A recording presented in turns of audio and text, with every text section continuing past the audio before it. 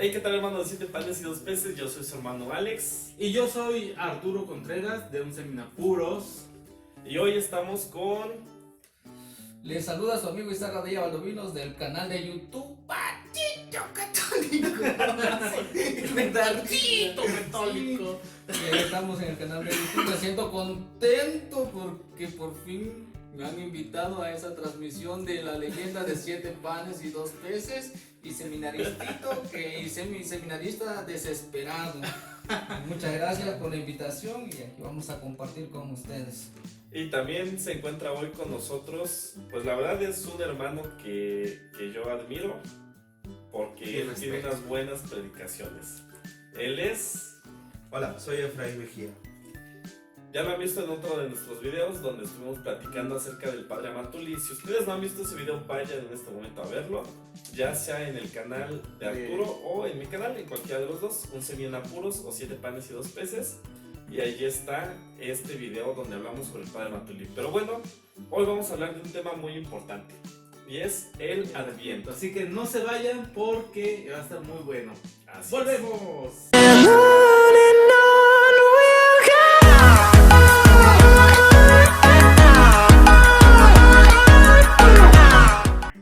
Bueno, pues ya estamos de vuelta y a ver, vamos a empezar a platicar acerca del Adviento. Vamos a empezar a ver con este Arturo. A ver, Arturo, para ti, ¿qué es el Adviento? Pues bueno, amigos, el Adviento para mí es un tiempo de reflexión, es un tiempo también de espera, porque dentro del año litúrgico tenemos dos esperas: la del Salvador y cuando vamos a acompañar también a Jesús en el camino hacia el Calvario. Pero en este tiempo estamos en la espera de su llegada, entonces prepararnos de alguna manera u otra, de manera ya sea espiritual, de manera humanamente hablando, con el ayuno, con la oración, con las buenas acciones, con el ser hermano con los demás, en ver a ese Cristo que van a ser, porque tenemos la tradición, desgraciadamente, que solamente nos preparamos para recibirlo en nuestro hogar, pero en un lugarcito, en un rinconcito. Entonces decimos, pues este año voy a ponerlo, no sé, en aquel rincón. Y solamente nos quedamos con esa parte de que sea bonito, de vamos a comprar el heno y las cosas así. La corona de Adviento, en mi casa, en mi familia, no la acostumbramos como en otros lugares. De hecho, ni siquiera el árbol de Jesé. Puede ser ¿Cómo es el árbol de Jesé? El árbol de Jesé es lo que representa ¿cómo se llama? El tronco de David. El tronco de David, la descendencia Del reinado. del reinado de Jesús. No Si conocía alguien- yo la tradición. Ni yo, pero Pero por ahí traigo el árbol de Si Jesé. alguien de nuestros amigos que nos ven siempre sabe un poco más del árbol de Jesé, lo puede dejar en la caja de comentarios para que pues nos pueda ayudar un poquito más. sobre todo el del tronco de Jesé viene sobre las profecías, ¿no? De que iban a ser un salvador de la descendencia de David. De David. De ahí viene, ¿no? Entonces viene la descendencia, como hablamos del árbol genealógico. Ok. Entonces también se le ponen sus veladoras, las veladoras, yo siempre Ok. las velas son las mismas, nada más que se acomodan de diferente manera, de manera que hay árboles o arbolitos, troncos de Jesé, que tienen tres bracitos y el de arriba, y bueno, cada quien en la imaginación. No creo que sea tan nuevo para algunos, pero yo creo Para que mí sí es nuevo. Pues también No, para bueno. mí. ¿Tú Bueno, lo conocías, Efraín? Sí, había escuchado algo.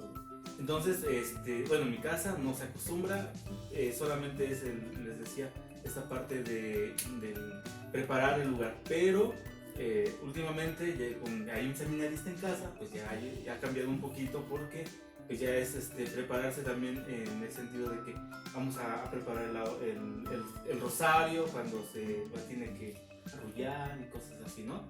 Ya mi familia pues, empieza a ir a misa, porque antes no son tan asiduos de ir a misa, pero ya como un seminarista en casa, pues ya se van. Entonces la preparación o la forma de vivirse el Adviento pues ya va cambiando, porque es esta manera de prepararse. Y a ver, gatito. What's name? Bueno, para mí, hace ratito platicábamos en el grupo de vida sobre este tiempo de Adviento, que más que nada los signos y algunos, se puede decir, símbolos en colores se refleja mucho también el tiempo de Cuaresma, y los dos tiempos nos ayudan también a prepararnos, pero con un diferente sentido, ¿no? El tiempo de Cuaresma un poco más como de penitencia, de sacrificio, y el tiempo de Adviento es una espera, pero con la esperanza de que Jesús va a nacer en nuestra vida, en nuestro hogar. ¿O no, hermana Efraín? Por supuesto.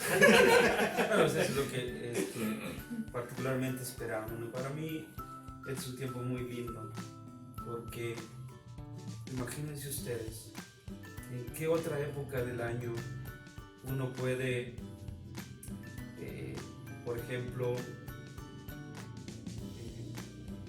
prender la radio y escuchar que hay música que habla de la llegada de Emmanuel? ¿En qué otra época del año uno, por ejemplo, podría invitar a los amigos a convivir, a compartir algo? Pero no solo para la cuestión material, sino para hablarle a esta gente que quizá todavía no sabe en qué consiste la verdadera fiesta de la llegada del Señor. ¿En qué otra época del año podemos nosotros escuchar que hasta los que no son cristianos, ateos incluso, tararean las canciones navideñas sin saber lo que están diciendo? Es un tiempo hermoso, es un tiempo que nosotros, más que preparación de quizá cosas meramente materiales, tenemos que ensanchar el corazón de alegría, porque estamos esperando algo enormemente grande, el Salvador del mundo. Este no es cualquier cosa, este no es cualquier acontecimiento, es un acontecimiento que se dio en la historia, y sin embargo nosotros no celebramos una fecha, celebramos un hecho grande, y cuando logra tocar el corazón del hombre, evidentemente que te transforma totalmente. Y esto es lo que de pronto yo siento que le está faltando al pueblo cristiano católico actualmente: profundizar más en el hecho de que si te enamoras de ese acontecimiento maravilloso, tu vida evidentemente no va a ser la misma en adelante. Entonces, para mí el Adviento es este tiempo de oportunidad, yo lo llamaría así, ¿no? Yo comentaba con Alice hace un momento que nosotros hablamos de 4 semanitas de preparación. No, en realidad, si nos vamos a profundizar en la historia, el pueblo de Dios del Antiguo Testamento, el pueblo judío, el pueblo de Israel, tuvo que pasar siglos en esa espera. Siglos, o sea, no es una cosa así sencilla.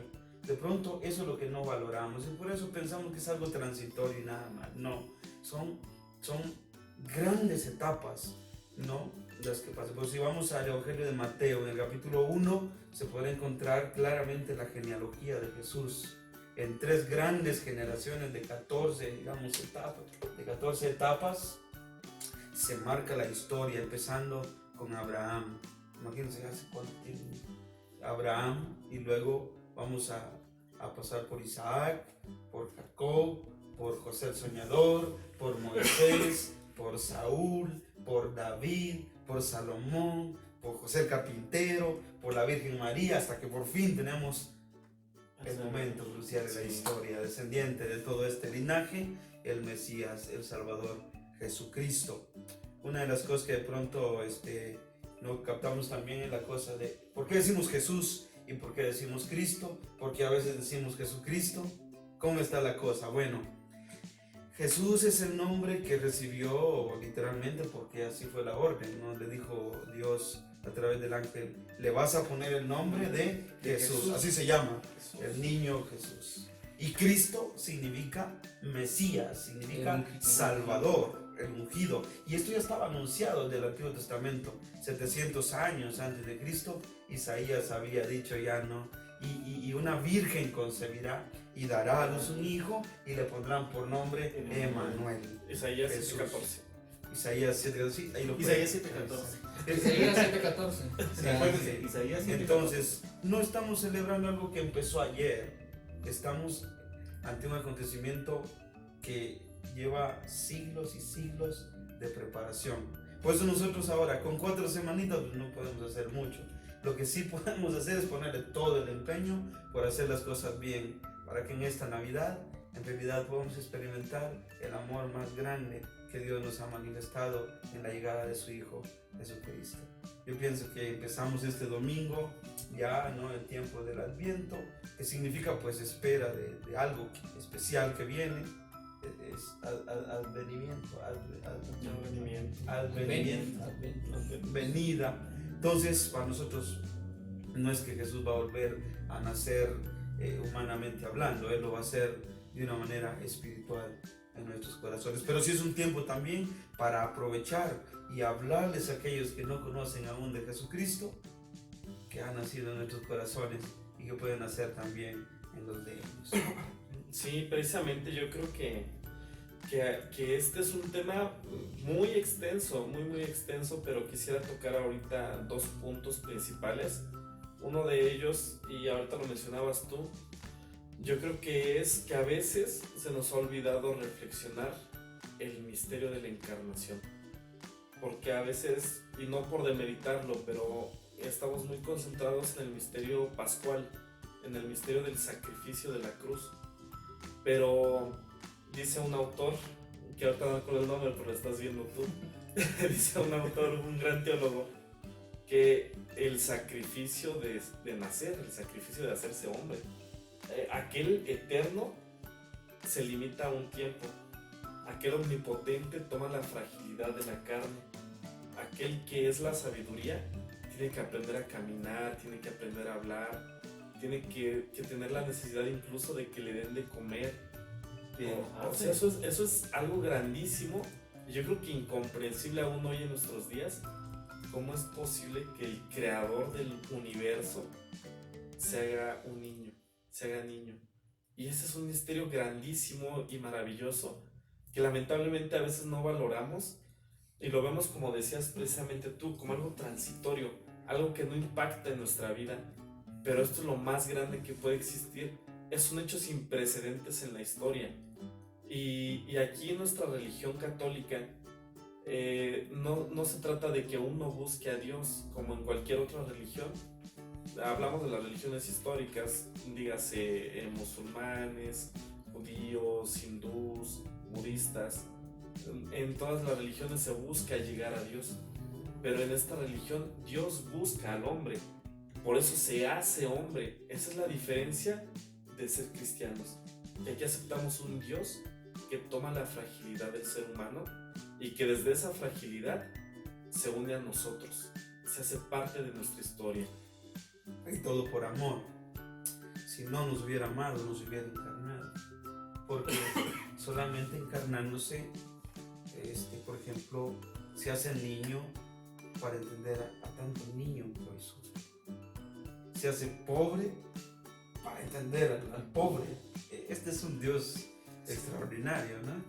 Se hace humilde, se hace sencillo, perseguido, fue migrante. ¿Cuántas cosas no fue el Señor? Sí. No, desde pequeño ya querían Matarlo. matarlo. O sea, ¿no? Por eso cuando él después crece y predica, tiene autoridad moral y en todos los sentidos para aconsejarnos, y él es el camino, él es la verdad, él es la vida. Este que se hizo pequeño se encarnó en María la Virgen. Qué misterio tan grande. Por eso tú decías la encarnación y la resurrección. O sea, la encarnación con la pasión, la muerte y la resurrección son lo que conforman, digamos, el núcleo especial de la fe en la que nosotros tenemos que poner toda nuestra esperanza. Claro. Bueno, pues yo quiero aportar también, ya decía el hermano Efraín, sobre no tomarle pues el valor, ¿no?, en ese tiempo de Adviento, pues al gran misterio de la encarnación. Y muchos podemos caer en la, dijéramos, en la mediocridad de vivir este tiempo como diciendo, bueno, ya se acerca el tiempo, voy a vivir, ya lo conozco, ya sé que van a poner la corona de Adviento, ya sé que en la iglesia van a cambiar los colores, el color morado, el padre se va a poner la casulla morada, la estola.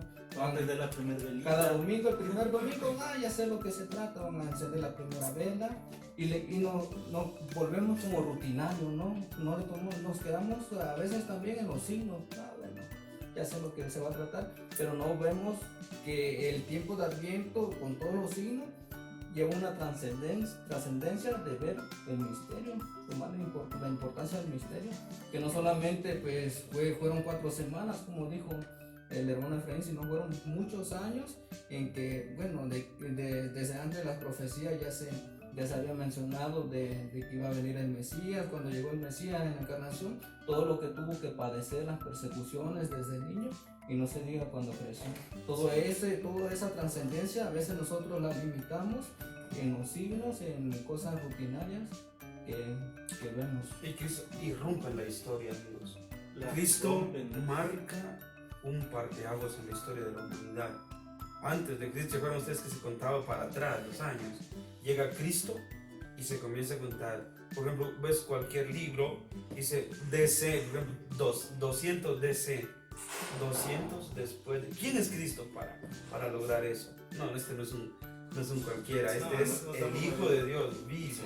Por eso quien se enamora de él, quien lo comienza a conocer de una manera especial, va a tener una Navidad especial. Sí, Su claro. preparación va a ser de una manera diferente a como lo hacen los demás, ¿no? Que no conocen.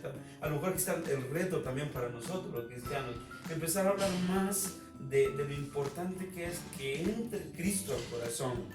Por eso somos cristianos nosotros. Sí. Fíjate que, bueno, y tú también ya lo debiste haber visto, Lucas nos dice que la palabra logos, ese Juan. logos, Juan, Juan 1:16. 1:16, cómo es este Dios que todo el entendimiento del mundo lo puede abarcar, lo puede, digamos, rebasar, jamás se puede hacer, se hace, decías tú, Efraín, cuando se hace niño, esa grandiosidad. Y aún así me quedo corto al tratar de decir Dios, o al tratar de quererlo explicar o de poderlo hacer presente o abordar. Pues no hay palabra humana, decía un padre, con la que podamos hablar de Dios. Solamente lo que hacemos es un pequeño reflejo de lo que es Dios y que se hace presente en ese pequeño niño. Y yo me lo imaginaba ese momento cuando estábamos hablando de la encarnación, de cómo ese Dios tan lleno de amor que acompañó un pueblo, porque si nos damos cuenta en el Antiguo Testamento también es un caminar, ese caminar, el avanzar, el ir de aquí para allá y un pasito y otro pasito y se tropezaban y se levantaban y ahí estaba Dios con ese amor tan grande que los hace, dice, son mis hijos, los levanto, los ayudo, pero se da cuenta que llega el momento en el que no es que Dios se canse y diga, bueno, ya los dejo a su suerte, y digo, se puede pensar así cuando hablamos de la deportación a Babilonia y todas aquellas cuando Jerusalén es arrasada, ¿no? Pero después es Dios mismo quien se hace presente. Ahora ya no es el pueblo el que va a Dios, sino es Dios que busca, como decía otro padre, como la gallina cuando llama a sus hijos para la hora de dormir y que los cobija bajo sus alas. Así es como Dios está en el momento en el que cuando hace presente a su hijo, estos hijos míos, estos que quizás no son de Jerusalén, quizás no son del pueblo de Israel, pero todos somos parte de esa gran familia que Dios ha querido tener bajo sus alas y que nos da su amor y que nos lo manifiesta y que cada vez que nos levantamos y que respiramos nuestro primer aliento en la mañana, ahí se hace presente. Ahí también tenemos nuestra espera, nuestro caminar. Esta espera, le platicaba un ratito, hace un ratito a Alex. El pueblo de Israel tiene muchísimo tiempo esperando al verdadero Dios, al Mesías. Y todavía gente judía como Ana, ¿se acuerdan de la historia de Ana en el capítulo 1 y 2 de San Lucas? Ana y Simeón, judíos que esperaban la llegada. A mí me impresiona la historia esta de Simeón, que esperaba, dice la palabra. Él estaba esperando y un día, cuando menos lo esperaba, llegó María, llegó José con el niño en sus manos. Y entonces él tiene la dicha de recibirlo y tenerlo en sus manos. Imagínate cuánto tiempo esperó este hombre, ese momento. Y cuando lo encuentra, exclama de esta manera tan impresionante. No sé cómo dijo Simeón. Ahora, Señor. Ahora, Señor, puedes dejar puedes a tu siervo irse en paz. irse en paz. ¿Por qué? ¿Por qué? Porque mis ojos Han visto a tu Salvador. Luz para alumbrar a las naciones y gloria de tu pueblo Israel. Es genial, amigos, porque el encuentro con Cristo te puede dar un verdadero descanso. Mi invitación, ¿cuál es, hermanos? Y a todos los que si un día nos van a ver y se quieren motivar, miren, solamente en el encuentro con Cristo, la verdad llega al corazón, el descanso puro llega al corazón. Y uno puede decir, si ya vi a Cristo, si estoy con Cristo, me enamoré de Cristo y Él es todo para mí, si hoy llega la muerte, puedes dejar a tu siervo irse en paz. Es de descubrirlo, ¿no? Descubrir a Cristo. Como decías tú, enamorarse. Tener, Sí, lo sí. tienes no solamente en tus manos, sino que te hace parte de ti, porque cuando ahora sí te estás preparado y vas a la misa y participas de la Lo comunión, comulgas. lo comulgas, lo haces tuyo, él se forma una sola persona, y tenerlo no solamente lo tienes en las manos, sino que es parte de ti. Y que te impregne de su amor, de que te sientas cobijado por él. Pues yo creo que es una experiencia que no se iguala a cualquiera. Y ese podemos tomar como ejemplo, digamos, los caballeros, pero las mujeres, Ana, pues la Biblia también. Ana, fíjense que ella estuvo casada y a los 7 años de su matrimonio falleció su marido. Ella se pudo haber casado otra vez y sin embargo la palabra de Dios dice que ella se metió de lleno a servir al Señor. Ella estaba en el templo y hacía ayuno y hacía oración y alababa al Señor, y cuando llegó el momento de que nació Cristo, ella tenía alrededor de unos 84 años.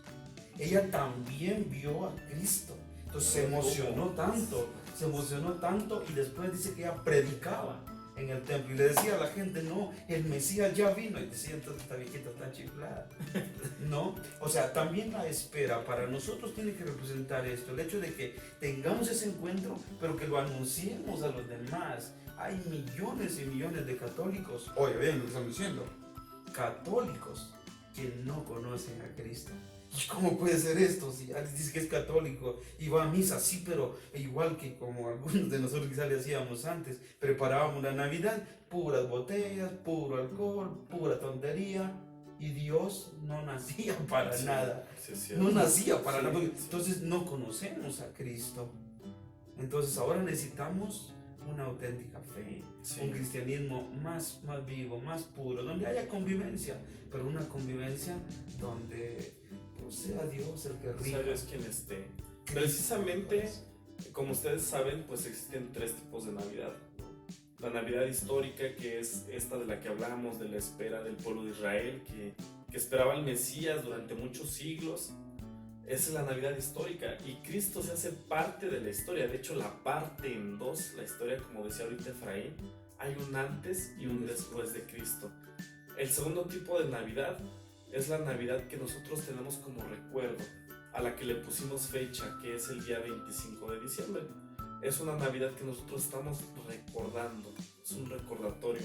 Pero al mismo tiempo también esta Navidad tiene que conllevar una Navidad cotidiana, una Navidad donde día con día nosotros estemos dispuestos a que el Salvador nazca en cada uno de nosotros, y de ese modo lo vamos comulgando. Y finalmente una tercera Navidad, que es la parucía, esperar la segunda llegada del Señor.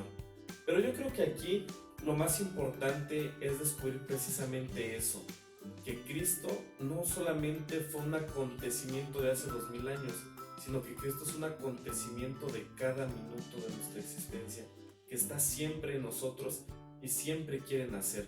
A mí me llama mucho la atención esta parte donde Cristo nace en un pesebre.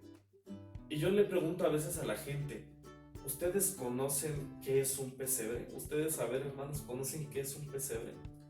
¿Lo han visto alguna vez? Sí. A ver, ¿qué es un pesebre? Bueno, un pesebre, de donde yo soy, es donde se le da de comer a las vacas. Precisamente, ese es un pesebre. Ahora, las vacas, los pesebres están en los establos, ¿no? ¿Y a qué huele un establo? Abarca. Son olores precisamente de animales, ¿no? Olores a veces de excremento, Guajolote, de, polo, pato. sí, de excrementos de varios animales, son lodos, son moscas. Si nosotros vamos a un establo, a veces pues hasta nos podría dar asco, ¿no? Llegar y el olor Como el que penetrante a viene de veces minar. de orina, de excremento, de basura, etcétera. Y ahí nació el Salvador. Y yo les pregunto, ¿cómo está su corazón? ¿Lleno de excremento, lleno de basura, lleno de podredumbre? Y ahí quieren nacer el Salvador. En ese lugar quieren Evidentemente. nacer. Evidentemente que a pesar de eso pudiera nacer, porque Dios se reveló a la gente sencilla. Acuérdate de los pastores. Ajá. Pues en medio de esa sociedad, del Ay, Dios. pecado, en medio de tu realidad tan baja, ahí también Dios actúa. Eran pastores, estos amigos que recibieron el anuncio y se emocionaron tanto y su vida cambió. Sí, precisamente el pastor es esa representación del puente entre lo divino y lo humano. Y el pastor es una figura que va a ir siempre acompañando la palabra de Dios. Otra cosa que a mí me impresiona, y lo dijo hace un momento Arturo, esta parte de que el Logos se hace carne, ¿no? El pueblo de Israel, en el tiempo que iban en el Éxodo saliendo, los acompañaba una nube, que era la presencia de Dios, ¿no? Donde caminaba la nube, caminaba el pueblo, donde se detenía el pueblo. Y entonces Dios le pide a Moisés hacer una morada, porque él quería vivir entre su pueblo. Y esa morada se le conoce como el Shekinah, que era la tienda del encuentro. La tienda del encuentro. Y a mí me estremecen las palabras con las que inicia el Evangelio de San Juan. Precisamente este capítulo 1, versículo 16. Y el Logos se hizo carne y puso su morada entre nosotros. El Shekinah ya no es necesario. Ahora tenemos a Dios entre nosotros, que es precisamente lo que significa el Emmanuel, Dios con nosotros. Entonces vean cómo es esta riqueza de la palabra de Dios, estos misterios tan grandes, y cómo Jesús en todo momento ha sido anunciado, recibido y predicado. Y es para nosotros una tarea hacer precisamente esto. Tenemos que anunciar a Cristo a tiempo y a destiempo.